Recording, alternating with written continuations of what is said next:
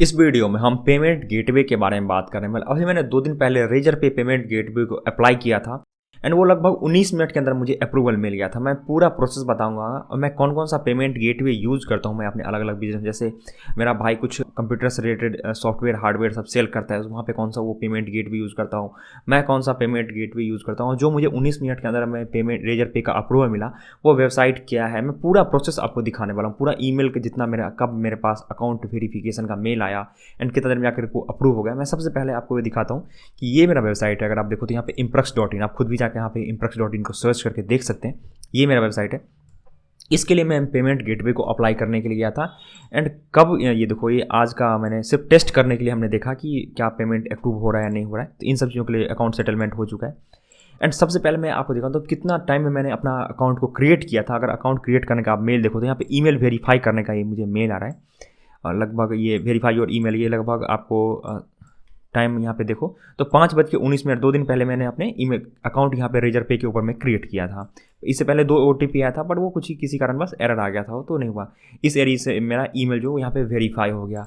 उसके जस्ट बाद मैंने क्या क्या डॉक्यूमेंट अपलोड किया यहाँ पे, इन सब चीज़ों के बारे में बताता हूँ। मेरा वेबसाइट के ऊपर में कुछ पेज है जो आपको कंपलसरी क्रिएट करना जरूरी है। जब भी आप किसी भी पेमेंट गेटवे के लिए अप्लाई करो तो आपको कुछ जो पेज है वो कंपलसरी क्रिएट करना होता है। जैसे सपोज कि ये सबसे पहले आपको यहाँ पे टर्म्स एंड कंडीशन का पेज आपके साइट के ऊपर में होना चाहिए। उसके बाद आपका प्राइवेसी पॉलिसी, आप जो भी प्रोडक्ट सेल करना चाहते, चाहे आप कोई इलेक्ट्रॉनिक का प्रोडक्ट सेल करना चाहते हो या फिर कोई कोर्सेज सेल करना चाहते हो, कोई डिजिटल प्रोडक्ट सेल करना चाहते हो, उससे रिलेटेड आपको वहाँ पे टर्म्स एंड कंडीशन बनाना पड़ेगा। अगर आप देखते हो टर्म्स एंड कंडीशन क्या बनाओ क्या नहीं, तो आप यहाँ मेरा जाकर के साइट के ऊपर में जाकर देख सकते हो कि ये मैं यहाँ पे course online digital product in sense की मैं एक कोर्स का ये वेबसाइट है जिसके ऊपर में बहुत सारा कोर्स है। जैसे ग्राफिक डिजाइनिंग कैसे सीख सकते हैं, वीडियो एडिटिंग कैसे सीख सकते हैं, इन सब चीज़ों से रिलेटेड यहाँ पे लेक्चर्स अपलोड किया जाता है। तो यहाँ पे terms and condition, refund policy and cancellation policy जो है इसका ये पेज हो गया। उसके जस्ट बाद यहाँ पे प्राइवेसी पॉलिसी हो गया एंड अबाउट अस हो गया। ये सब चीज़ें यहाँ पे कंपलसरी अपलोड होना जरूरी होता है। मैं लगभग पेमेंट गेट पे 2016 से अपने भाई के साइट पे यूज़ कर रहा हूँ, जो कि कंप्यूटर्स के पार्ट्स वगैरह सेल करता है, कुछ लाइट एंड सॉफ्ट लाइट वगैरह वो सेल करता है, डिजिटल बोर्ड वगैरह ये सब सेल करता है। तो उस साइट के ऊपर मैं 2016 से PayU money and CC Avenue वगैरह यूज़ करता हूँ। एंड जो रेजर पे है वो साइट के ऊपर मैं लगभग 2019 से यूज़ किए जा रहा हूँ। एंड बीच में मेरा पेमेंट गेटवे एक बार डीएक्टिवेट हो गया था, मैं कुछ डिजिटल प्रोडक्ट सेल कर रहा था, वहाँ पे कुछ एरर आ गया था उसके कारण। तो ये देखो, ये मेरा पेमेंट गेटवे डीएक्टिवेट भी हो गया था। यहाँ पे अगर मैं देखूँ या इसको लाइव मोड में ऑन करने की कोशिश करूँ, ये ऑटोमेटिकली मुझे मना कर देगा कि मैं लाइव मोड में नहीं जाना चाहता हूँ। एंड जो मेरा एक्टिवेटेड पेमेंट गेटवे है अगर मैं आपको दिखाऊं यहाँ पे, तो ये देखो, ये मेरा पेमेंट गेटवे एक्टिवेटेड है।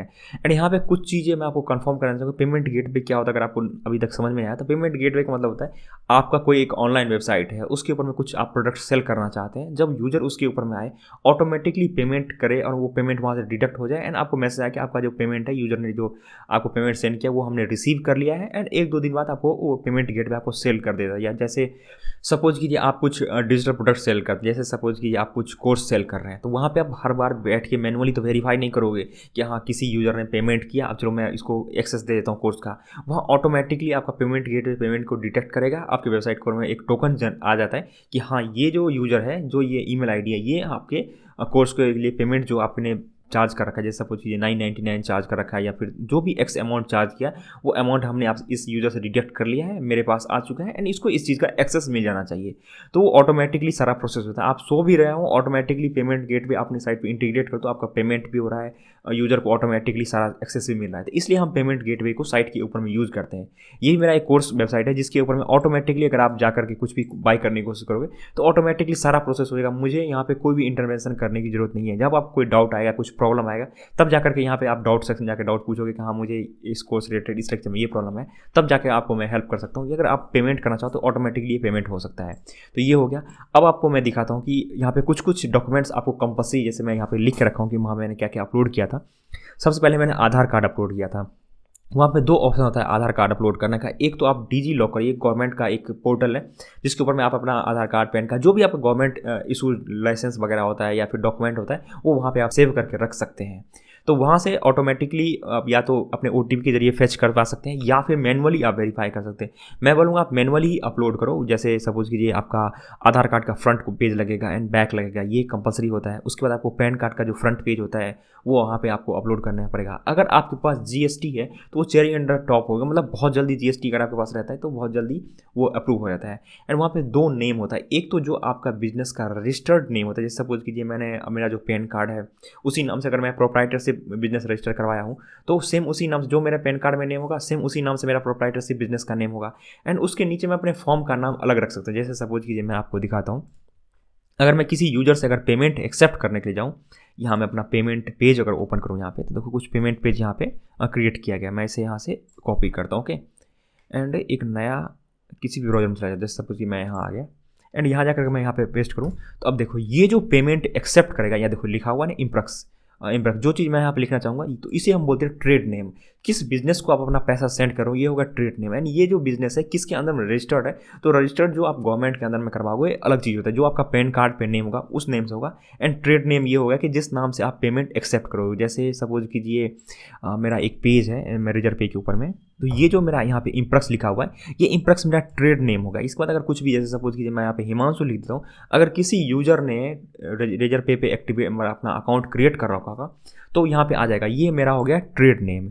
एंड ये जो अकाउंट जो ये अकाउंट जिस ट्रेड नेम के अंदर में रजिस्टर्ड है वो मेरा खुद का नेम होगा, मतलब मेरा जो बिजनेस है वो मेरे नाम से रजिस्टर्ड है एंड ये मेरा ट्रेड नेम होगा। तो ये दोनों डिफरेंस बहुत ज़्यादा जरूरी होता है। वहाँ पे जब आप फॉर्म फिल करेंगे रेजर पे के ऊपर में तो आपको वहाँ से पूछा जाएगा कि आपका ट्रेड नेम क्या होने वाला है एंड आपका बिजनेस नेम क्या होने वाला है। जिस नाम से आपने गवर्नमेंट के अंदर में रजिस्टर करवा रखा होगा वो आपका बिजनेस नेम हो गया, एंड जिस नाम से आप पैसे एक्सेप्ट करना चाहते हो वो आपका ट्रेड नेम होगा। तो ये चीज़ें वहाँ पे आपको कंफर्म करने के लिए बोलेगा।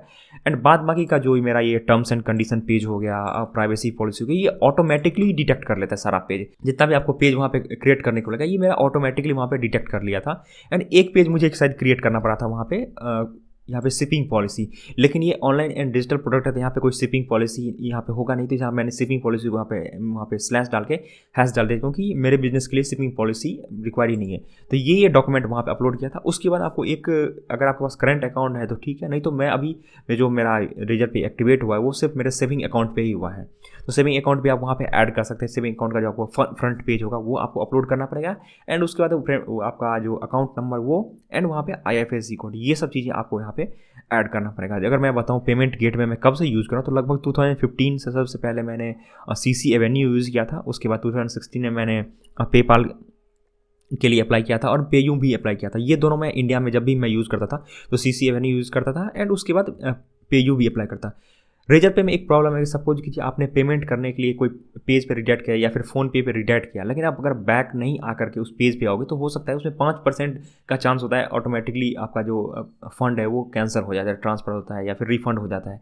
तो रेजर पे में ये प्रॉब्लम आता है, लेकिन ये चीज़ें पेयू मनी में, एंड अभी करेंटली मैं लगभग 1 या 1.5 साल से कैश फ्री भी यूज़ कर रहा हूँ। वो थोड़ा कैश फ्री का जो ट्रांजेक्शन फ़ी है वो बहुत कम चार्ज लग रहा है। एंड बहुत लोग इंस्टा मोजो से फैमिली हो गए, तो मैंने इंस्टा मोजो का अकाउंट मैंने क्रिएट कर रखा है, मेरा एक्टिवेटेड भी है, लेकिन मैं कभी उसको यूज़ ही नहीं किया, अभी यूज़ करने का मन नहीं किया, क्योंकि रेजर पे मेरे को मिल चुका था एंड उसके बाद पेयू भी मेरे पास है तो मैं उसी को यूज़ करते हुए आ रहा हूँ। आपने देख लिया किस कौन कौन सा डॉक्यूमेंट लगेगा, आधार कार्ड, पैन कार्ड, अगर आपके पास GST है तो चेरी अंडर टॉप है ये। जब भी आप पेमेंट गेटवे के लिए अप्लाई करने के लिए जाओ, आप अपने वेबसाइट को पहले लाइव कर लो। आपके अपने वेबसाइट के ऊपर में जो भी चीज़ें हैं, फालतू का डमी टेक्स्ट है उसको हटा दो, होम पेज को सही तरीके से कस्टमाइज कर लो। एंड अगर आपके पास कोई ई-कॉमर्स साइट बना रहे हो, किस तरीके से ई-कॉमर्स साइट में लॉगिन क्रेडेंशियल वगैरह होगा, एक डमी ई-कॉमर्स का बना लो। रेजर पे आपसे मांगेगा कि अगर मैं आपके साइट के ऊपर में लॉगिन करना चाहता हूँ तो मुझे ये क्रेडेंशियल चाहिए, आपको लॉगिन ID एंड पासवर्ड आपको देना पड़ेगा, जिससे कि वो एक्सेस कर सकता है आपके साइट को। ये नहीं कि एडमिन वाला नहीं देना पड़ेगा, एक यूजर क्रिएट कर लो, डमी यूजर, एंड उसका ID एंड पासवर्ड आपको रेजर पे को देना पड़ेगा। फिर रेजर पे का जो यूजर होगा वो आके आपके साइट के ऊपर में चेक करेगा कि सच में ये साइट जेन्युइन है या नहीं, वो ये क्या प्रोडक्ट सेल कर रहा है। बहुत बार होता भी है, बहुत बार नहीं भी होता है। एंड उसके बाद आपकी साइट के ऊपर में कुछ पेज कंपलसरी क्रिएट होना चाहिए, जैसे सपोज ये terms and condition, privacy policy, refund and cancellation, price policy, जो प्राइस पॉलिसी आपका होगा वो। उसके बाद contact us and about us, ये चीज़ें सबसे ज़्यादा इंपॉर्टेंट है, आपकी वेबसाइट के ऊपर रहना ही चाहिए। एंड अगर आपके पास लॉगिन एंड साइन अप है तो आपको यहाँ पे कुकी पॉलिसी भी आपको यहाँ पे सेट करना पड़ेगा।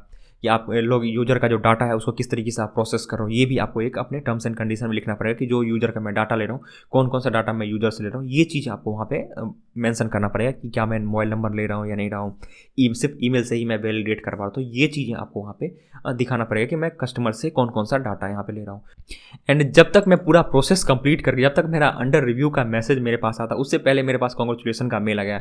मैं आपको यहाँ अपने व्हाट्सएप पे भी एक मैसेज आता है कि कॉन्ग्रेचुलेसन, आप पैसे एक्सेप्ट कर सकते हैं, वो भी मैं आपको यहाँ पे साइड में लगा दूंगा। आप वहाँ पे देख सकते हैं कि 5:30 AS के आसपास मेरे ईमेल में भी आ गया था एंड मेरे व्हाट्सएप पे भी मैसेज आ गया था कि आपका जो अकाउंट है वो एक्टिवेट हो चुका है। तो देख लिया आपने कौन कौन सा डॉक्यूमेंट। सबसे पहले आपको अपने वेबसाइट को लाइव करना पड़ेगा, वेबसाइट के ऊपर में कुछ पेजेस क्रिएट करने पड़ेंगे, terms and condition, privacy policy, ये सब चीज़ें क्रिएट करना पड़ेगा। एंड उसके बाद आपको अपने आधार कार्ड एंड पैन कार्ड लेकर के अपने बैंक अकाउंट के साथ अप्लाई कर देना है आपको इसके लिए, किसी भी पेमेंट गेटवे के लिए। हाँ, मैंने यहाँ पे अभी रेजर पे बहुत तेज़ी से ऑनबोर्ड कर रहा है। अगर आपका सारा प्रोसेस सही रहा, कोई फालतू का कुछ नहीं दिखा, तो ऑटोमेटिकली बहुत कम ही टाइम में आपका अप्रूव हो जाएगा आपका कोई भी पेमेंट गेटवे। कुछ मैं सिर्फ डमी टेस्ट करने के लिए यहाँ पे टेस्ट किया, तो वो यहाँ पे दिखा रहा है।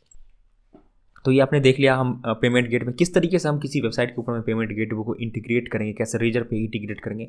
अगर आप ये सब वीडियो देखना चाहते हो तो नीचे डिस्क्रिप्शन में लिंक दिया गया, वहाँ पे जाकर के आप वीडियो को देख सकते हैं।